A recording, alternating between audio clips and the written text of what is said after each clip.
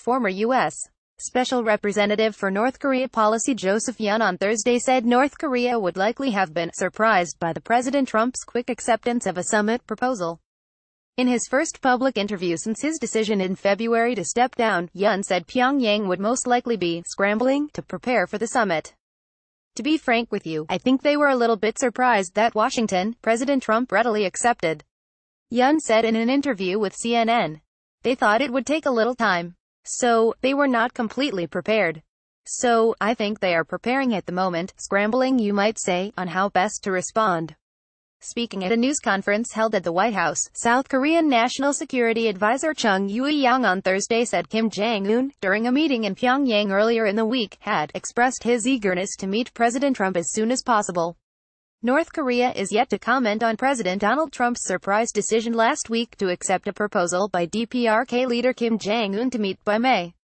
I think you would see a response in coming days, something coming out. Yun, who stepped down last month after 16 months as special representative for North Korea policy at the U.S.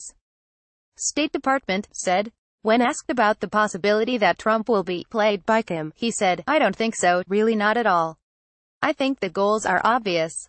Yun said, explaining that there is likely a ton of homework getting done as we speak. Yun retired in February after 16 months as U.S. Special Representative for North Korea Policy, photo, CSIS. The former diplomat, who also served as a chief nuclear negotiator to the six-party talks, told CNN he has in the past week spoken with North Korean officials at the UN. Yun said he told DPRK officials that an upcoming summit would be an amazing opportunity for both Pyongyang and Washington and that Pyongyang needs to respond, as well as urged them to consider releasing 3 U.S. detainees in the country. I pressed the point to them, this would be an incredibly good time for them to release those prisoners so that they can be reunited with their families. Yun said. And that, in itself, I told them, would be a very positive message. Yun, known to be a strong proponent of diplomacy with Pyongyang, said he was very supportive of Trump's decision to engage at the highest levels. This is a great outcome, he said. I don't think there is anything wrong in acknowledging that he is a leader of North Korea who has nuclear weapons. He also, however, admitted there was significant difference of opinion on North Korea policy in the Trump administration, between those who are more aggressive and those who support diplomacy.